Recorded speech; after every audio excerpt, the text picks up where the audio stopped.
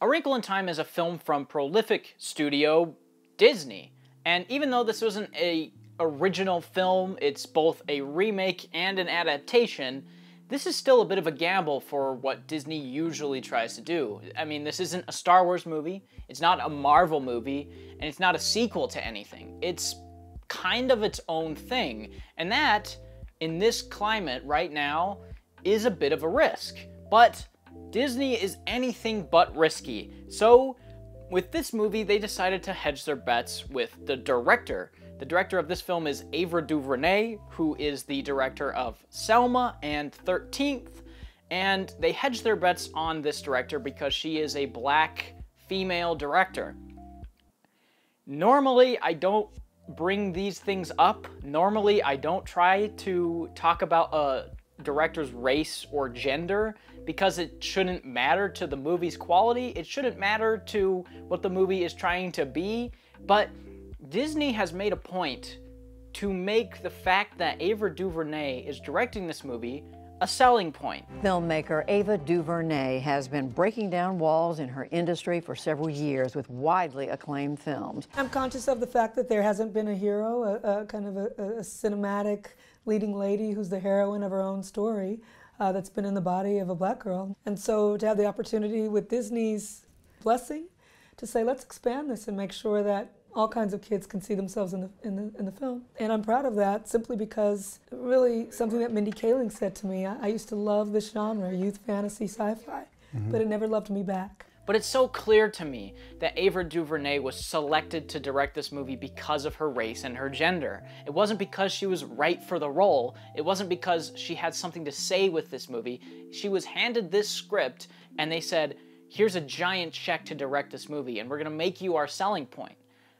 And that sucks because the movie is a lifeless corporate product with no voice of any kind. And from Ava DuVernay, who has been a staple almost in race politics in film because of Selma, because of 13th, and her other body of work, it seemed like maybe she would bring something to this movie, but that is not the case because her voice has been completely stripped away and replaced with nothing, with corporate fluff. Because this movie is a colossal failure on every front imaginable. But to address every single issue that this movie has would find me making a video as long or longer than the movie. So, to cut down on time, I'm just gonna address a few issues that I find the most glaring. The performances, the music, the cinematography, the characters, and the structure. And we'll go through all of these as the video goes on and as the film goes on. So, to start, let's just begin where all stories start, at the beginning. Okay, Meg, important question. Van Halen or Bono? Bono? That one. That's what I thought. That's my girl. Ow! Yeah! Stick your tongue out, come on. So the film starts off with this contrived opening scene between Chris Pine and his daughter having quality time together. They pound the theme of the film into our heads over and over again. That theme being love. So this is our love.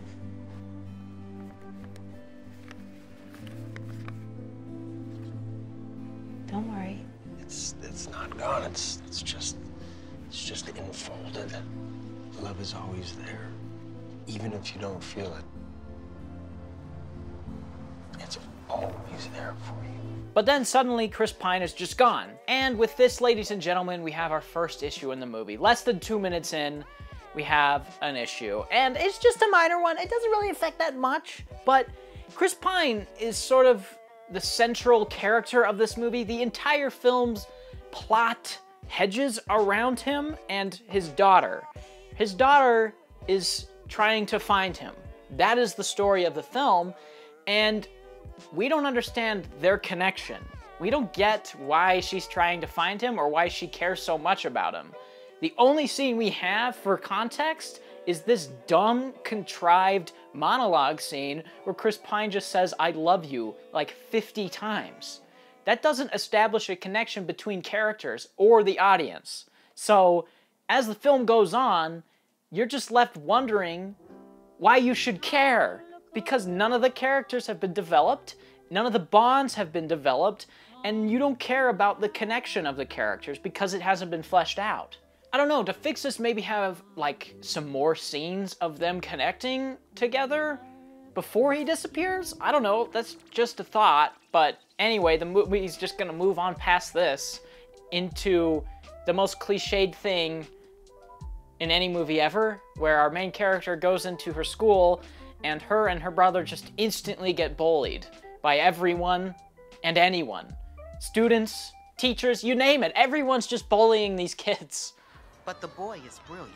Absolutely brilliant. But odd, so odd. Well, I guess I would be too if my dad ran away, huh? Shame on you for talking like that. But this is a minor detail that I don't want to really dwell on that much, these cliches, because the film's biggest and most ugly issue has finally reared its head. And I say finally, even though it's in the first 5 minutes. The cinematography. The cinematography in this movie is abhorrent. Almost every shot of this movie is ugly. And for a movie to have a $130 million budget, it seems to just throw all basic rules of cinematography out the window. When you're shooting a movie, a video, a music video, a commercial, anything, these basic rules of cinematography apply. And there are two that I think this movie just keeps getting wrong. Number one is the rule of thirds, and number two is leading room. And these are rules that are established in Cinematography 101, and yet this movie seems to just have no awareness of them whatsoever. But the rule that's most consistently and annoyingly broken is the rule of thirds, which is a rule to help filmmakers compose and stage shots in an interesting way. Basically, every shot should be composed using a grid, 2 parallel lines and 2 horizontal lines that intersect. The 4 points where the lines intersect are called points of interest. These points are where the human eye naturally drifts to when looking at a frame. So placing a scene's most interesting points at these points helps an audience to easily see them. But the rule of thirds doesn't just apply in this way. It also helps you to balance a frame, to make it more visually compelling. And you always hear the terms foreground, middle ground, background used in movies, and the rule of thirds is a way to make foreground, middle ground, and background compelling. Normally you have the subject in the middle ground, with the foreground and the background leading the eye to the middle ground, or the subject. And doing this helps to balance the frame out, so that you don't feel claustrophobic or anxious or any emotion that the movie doesn't want you to feel at that time. It's a way to help the audience feel secure about what they're looking at. So now that we have a super basic understanding of the rules of cinematography, let's look at some scenes and break down why this movie is just wrong. So let's take this shot for example, and apply these simple rules to it to see if it passes the test. Does it have foreground, middle ground, and background? Yes, it does. But the problem is that half of the frame is essentially being covered up by this wall that is used as foreground. This is a bad use of foreground because it isn't interesting. It isn't a part of the context of the scene, and it makes the frame unbalanced, making you feel weird when you look at this image. The right half of the frame is so heavy, while the left is trying to cram in all the information of the scene, which in turn hurts the composition because the subject of the frame isn't at any points of interest. The points of interest are his bag, the stairs, and this dumb wall. So not only is the frame a visual mess, but the audience also has a hard time gathering the information of the scene visually because there is no rules being applied here. Even rule number 2, leading room, which I haven't even gotten into yet. This frame, this still frame, does wrong.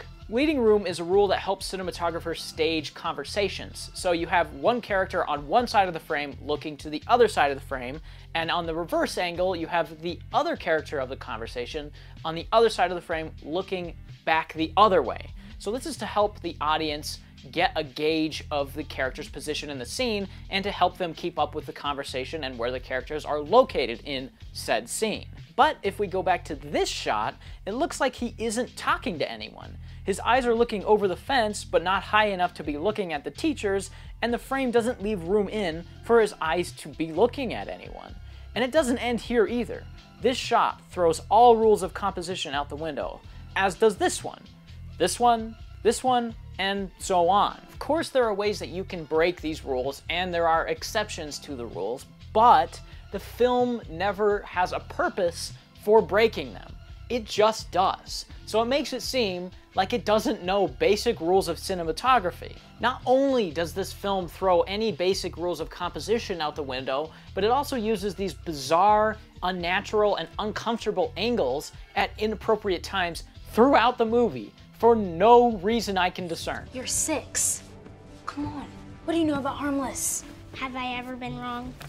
Well, one of these days you might be Charles Wallace. Oh, I highly doubt that. He's one of the greatest minds in recent history. He's prodigious. But of course, we can't take any credit for our talents. So then we're introduced to this quirky lady who apparently can't speak with her own words until she just does. Are you okay? Are you hurt at all? We're okay. Am I losing my senses, or did you just use your own words? So these quirky ladies show up with Oprah this time, but for some reason she's huge and clearly has no idea what she's looking at. Like, you're looking at your feet. The character is well in front of you. Oh, and now you're just looking at the wall, even though the character is not on the wall there. What is happening? Why would they do this? Why would you take the time to composite a giant Oprah into the scene if you weren't going to make it look good?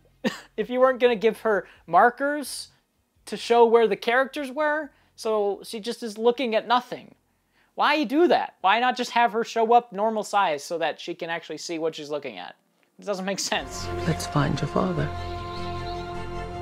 Shall we?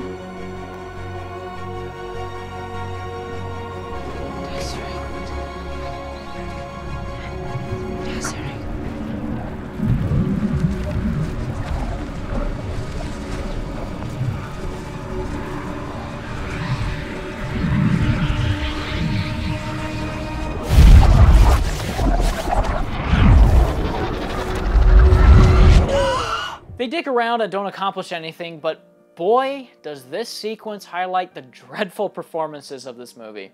Oprah barely has any presence in the scene, Reese looks like she has no idea what she's doing, and this dumb kid is basically sleepwalking. No one has any clue what they're doing or what they're looking at, and the result is a mixture of confusion and shock. We should go visit one of the seers. They'll narrow the search for us. What's a seer? A moderate visionary, an occasional motivator of insight. Hit or miss, but I know a very cute one. I mean, a good one. So now they go see another quirky character, this time played by Zach Galifianakis, and this scene would be a great opportunity to have character growth. It'd be a great opportunity to show that our main character is flawed and that she is making her way from those flaws. But it just doesn't do that. Let's try this again. Now, relax the face, close your eyes, and open your memories. Think about your father. No! I can't, I'm sorry, I can't. This is our main character, and she has done nothing up until this point but whine and complain and just be a general nuisance and not try anything that these mystic wizards have told her to do. I don't know, if I was her, I would say, huh, these ladies just teleported me to a different planet, and yet I won't want to talk to these flowers. Or I don't want to talk to this guy who will help me find my father. Even though Meg is a terrible character that doesn't do anything and is just annoying, she's the best character in the movie. Every other character is abysmal. Almost all of them are completely worthless and accomplish or do nothing. I mean, look at this kid. He just showed up out of nowhere, eats some sand, and then does nothing. Or this kid, who is just used as a plot device and as a bad actor. Or Reese Witherspoon, who is just quirky. Or Oprah, who is trying to be her mentor. Like, all of these characters are completely interchangeable and don't progress the story at all. So why have them? Why have this stupid love interest to the main character who came on the trip for no reason and doesn't do anything? Why is he even in the movie? What is his point? What is the purpose of this character? They say early on that he is there for his diplomacy. You were called here. You're good at diplomacy. And guess what he doesn't do? Be diplomatic. He accomplishes nothing. You don't know anything about him, and by the end, you still don't know anything about him. So they find out from Zach Galifianakis that Chris Pine is on the bad guy planet, and they accidentally go there only to have the three magic ladies suddenly and without reason run out of power and ditch them. A bunch of stuff that doesn't matter happens until Charles Wallace suddenly becomes bad for a reason I still can't figure out. They come to see the fire burning in your heart. They want to... This song doesn't work here, and nor do any pop songs that this movie uses. Why use a pop song in this movie? It doesn't serve a purpose. It doesn't fit the context of the scene, and it just is annoying. So why have this pop song here? I mean, let's take a piece of orchestral music from a different movie and play it over top of this scene instead of the awful pop song, and see what difference it makes.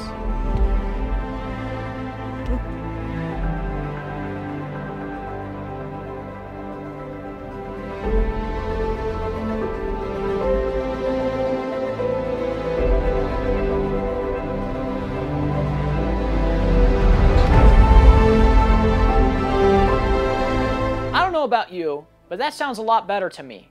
You know, you actually feel the context of the scene, you actually feel the triumph of our main character, whereas in the pop song version, it was just like, oh, she's doing it, okay. And this is a problem with the music throughout the movie. Like I said, they use pop songs over and over again, and they never fit the scene. They never fit what the scene is going for. And oftentimes, it just feels like they're shoving these pop songs in just to appeal to more people, just to be cynical. And that's what sucks. That's what's really annoying, is because they're trying to be Suicide Squad. Just shove in as many pop songs as you can without rhyme or reason because people know these pop songs. It's really obnoxious. But then they find Chris Pine and use the power of love to beat the bad guys, and the movie's over. And I know what some of you are thinking. Rendan, you didn't talk about the structure of the movie. When are you going to talk about the structure of the movie? And to that I say, I'm going to. Just let me finish, okay? I didn't want to talk about the structure till it was over because a lot of it has spoilers that I have to talk about. So let's just talk about that, if you just let me finish. So basically, the story of this movie is a hero's journey, which is a tale that has been told since the beginning of stories. It basically goes like this. The hero's journey takes place in a circle. Near the beginning, we have a call to adventure, which is this. Then supernatural aid, which I guess would be this. After that is the threshold guardian, which isn't in the film, but this is also the point where our main character goes from their familiar surroundings to the unknown.